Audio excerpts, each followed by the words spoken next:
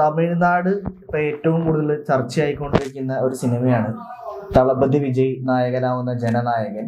തമിഴ്നാട് മാത്രമല്ല, ഇപ്പൊ കേരളത്തിലും ആരാധകര് ഭയങ്കര എന്താ പറയാ പ്രതീക്ഷയോടെ കാത്തിരുന്ന ഒരു സിനിമയാണ്. പോരാത്തതിന് ഇപ്പൊ തമിഴ്നാട് 9 മണിക്കായിരുന്നു റിലീസ് ഉണ്ടായിരുന്നത്, നമ്മുടെ കേരളത്തിൽ 6 മണിക്ക് ഉണ്ടായിരുന്നു. അപ്പൊ തമിഴ്നാട്ടിലുള്ള ആളുകൾ പോലും കേരളത്തിൽ വന്ന് ടിക്കറ്റ് ബുക്ക് ചെയ്ത് സിനിമ കാണാൻ റെഡി ആയിരുന്ന സമയത്താണ് ഭയങ്കര ഒരു തിരിച്ചടി കിട്ടിയത്. ഇപ്പോ കഴിഞ്ഞ ദിവസം വിധി വന്നു, US സർട്ടിഫിക്കറ്റ് കൊടുക്കാം, 16+ ഉള്ളവർക്ക് കാണാം എന്നൊക്കെ പറഞ്ഞിട്ട്. പക്ഷെ വീണ്ടും സെൻസർ ബോർഡ് അങ്ങനെ കൊടുക്കാൻ പറ്റില്ല.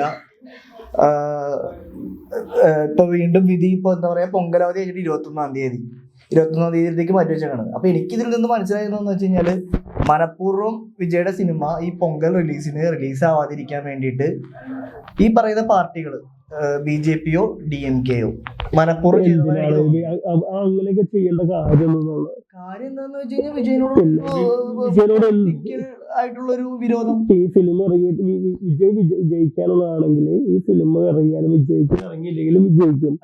ലാസ്റ്റ് സിനിമ ആയതുകൊണ്ട് ചിലപ്പോൾ കുറച്ച് കാര്യങ്ങൾ പറയുന്നുണ്ടാവുമായിരിക്കും, അത് മകട്ടി കേൾക്കുന്നുണ്ടാവുമായിരിക്കാം.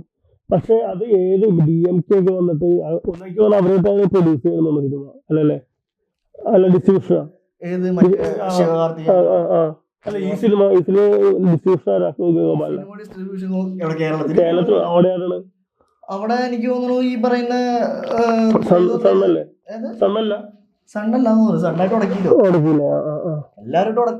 ഉടക്കാണ്. അപ്പൊ ഡിസ്ട്രിബ്യൂഷനുള്ള കാര്യങ്ങളും ഇതുണ്ടെങ്കിൽ പിന്നെ എനിക്ക് വിജയുടെ പാർട്ടിപരമായിട്ടുള്ള സംഭവങ്ങൾ കൊണ്ടോ അല്ലെങ്കിൽ പറയുന്ന പോലെ ഇതിൽ ഇപ്പൊ പറയാനുള്ള കാര്യങ്ങൾ കട്ട് ചെയ്തിട്ട് സിനിമ കാണിച്ചാൽ പോരെ. എന്തിനാണ് ഈ പറഞ്ഞ പിന്നെന്താണ് ഈ പറഞ്ഞ പോലെ പൊങ്കൽ ആൾക്കാർ ചോദിക്കുന്നത് ഈ ആൾക്കാർക്ക് പുറത്തുനിന്ന് പല കഥകളും പറയാൻ പറ്റും. ഇത് ഡിലേ ആക്കി പോയി കഴിഞ്ഞാൽ ലാസ്റ്റ് സിനിമയാണ്, ഒരുപാട് പേര് ചിലപ്പോൾ കാത്തുനിൽപ്പുണ്ടാവുമായിരിക്കും. റിലീസ് ആക്കാൻ പോലും പറ്റാത്ത അവസ്ഥയാണെന്നാണ് പറയുന്നത്.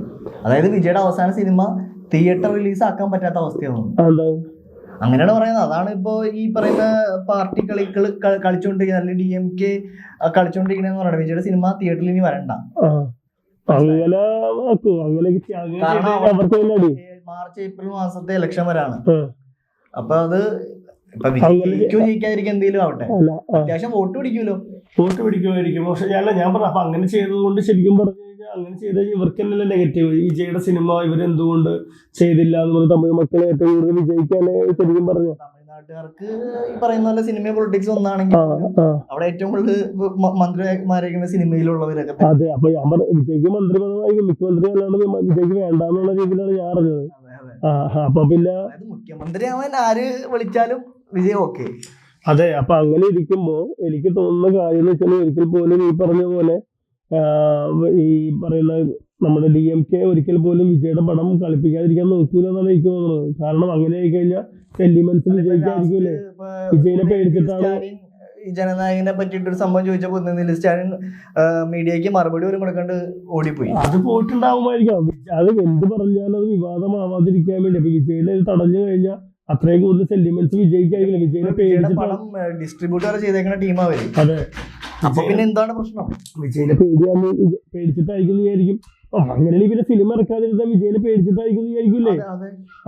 പിന്നെ എന്ത് ചെയ്യും? അങ്ങനെ പക്ഷെ ഇപ്പൊ നിങ്ങൾ പറയുന്നവരാണ് ഒരു വിഭാഗം ആളുകൾ പറയുന്നത്, ഇങ്ങനെ ചെയ്യുമോ സ്റ്റാലിൻ, അങ്ങനെ ചെയ്യുമോ, അങ്ങനെ ചെയ്ത് കഴിഞ്ഞാൽ അവർക്ക് തന്നെയല്ലേ നെഗറ്റീവ്, അവർക്ക് ബാധിക്കും. പിന്നെ ഇവര് മാത്രമല്ലല്ലോ ഇരിക്കുന്നതെന്ന് വെച്ചാൽ ഈ സ്റ്റേറ്റിന്റെ കുറച്ച് ആളുകളും പിന്നെ എത്രയോ 2-3 പേരോ അങ്ങനെ ഈ പറയുന്ന കേന്ദ്രത്തിന്റെ കുറച്ച് ആള് 2-3 പേര് ഉണ്ടാവുന്നത് സെൻസറിങ്ങിന്. അപ്പൊ അതങ്ങനെ കേന്ദ്രത്തിൽ നിന്നായിട്ടുണ്ടാവുമായിരിക്കും. കേന്ദ്രം ഈ പറഞ്ഞ പോലെ കുറച്ച് ഡിലേ ആക്കിയിട്ട് ഈ പറയുന്ന വിജയ്ക്ക് വേണ്ടിയിട്ട് കുറച്ചും കൂടി ഫേവർ ചെയ്തിട്ട് ഉള്ള പരിപാടികളാണോ എന്ന് നമുക്ക് പറയാൻ പറ്റില്ല. പരാശക്തിയില് പരാമർശിക്കുന്നത് BJP-യുടെ അതായത് ഹിന്ദി ഭാഷ അടിച്ചേൽപ്പിക്കുന്ന ഒരു പരിപാടി ഉണ്ടായിരുന്നല്ലോ, അതിനെ സംബന്ധിച്ചിട്ടുള്ള ഒരു സബ്ജക്റ്റാണ് ഈ പരാശക്തിയിൽ പറയുന്നത്. അത് ശരിക്കും കേന്ദ്ര ഗവൺമെന്റ് തന്നെയാണ് പറയുന്നതെങ്കിലും ഈ അടുത്താണെങ്കിൽ പോലും നരേന്ദ്രമോദി വന്നപ്പോഴാണെങ്കിലും ഹിന്ദിനെ കുറെ പ്രൊമോട്ട് ചെയ്യുന്ന രീതിയിലൊക്കെയുള്ള പരിപാടികൾ ഉണ്ടായിരുന്നു. അപ്പൊ ശരിക്കും BJP-യും ഈ പരാശക്തി റിലീസിന് തൊട്ട് മുമ്പ് വരെ സെൻസർ സർട്ടിഫിക്കറ്റ് കിട്ടിയത് ഇന്നലെ റിലീസായ ഇന്നലെയാണ് ശരിക്കും പറഞ്ഞ ഈ പരാശക്തിക്ക് സെൻസർ സർട്ടിഫിക്കറ്റ് കിട്ടിയത്. അതും ഏതോ ഭാഗങ്ങൾ മ്യൂട്ട് ചെയ്യാനും കട്ട് ചെയ്യാനും പറഞ്ഞിട്ട് അത് കൊടുത്തിട്ടാണ് കിട്ടിയത്. ശരിക്കും പറഞ്ഞാൽ അത് കിട്ടിയില്ലായിരുന്നെങ്കിൽ ചിലപ്പോൾ ഇന്നും പരാശക്തി പോലും റിലീസ് ആവില്ലായിരുന്നു. ഓക്കെ, സെൻസറിന്റെ കാര്യങ്ങളൊക്കെ ഏകദേശം ഈ പറഞ്ഞ പോലെ ഇങ്ങനെയാണ്. പക്ഷെ കേന്ദ്ര ഗവൺമെന്റിനെതിരെ വിജയ് പറയുന്നുണ്ടോ ഈ പറയുന്ന നമ്മൾ പടം കണ്ടിട്ടില്ല. പിന്നെ എങ്ങനെയാണ് ഈ പറയുന്ന പോലെ അവര് സ്വാഭാവികമായിട്ട് പറയില്ല. വിജയ് ഏറ്റവും കൂടുതൽ ഈ പറയുന്ന പാർട്ടി പരിപാടികൾ, വിജയുടെ പാർട്ടി പരിപാടികൾ, TVK എന്നുള്ള പാർട്ടി പരിപാടികൾ ഏറ്റവും കൂടുതൽ വിമർശിച്ചിരിക്കുന്നത് BJP-നെയും ഈ പറയുന്ന DMK-നെയാണ്. അപ്പൊ പിന്നെ അല്ല, ഇവരുടെ സ്പീച്ച് എന്നൊക്കെ പറഞ്ഞാൽ എനിക്ക് തോന്നുന്നത് ഇവര് അതിൻ്റെതായ കുറച്ച് കാര്യങ്ങൾ ഇവർ സ്പീച്ച് എഴുതി കൊടുക്കാനും സ്പീച്ച് എന്ത് ചെയ്യണമെന്ന് പറയാനൊക്കെ ഒരു മാനേജ്മെന്റ് ഉണ്ടാവും.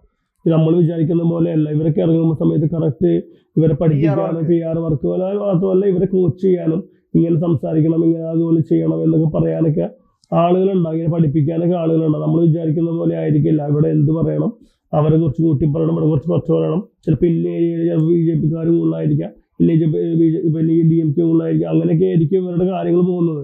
അപ്പൊ എവിടെ എന്ത് പറയണമെന്ന് നോക്കാനും പറയാനും ഒക്കെ ഇവർക്ക് ഇവിടെ ആളുകളുണ്ടാവും.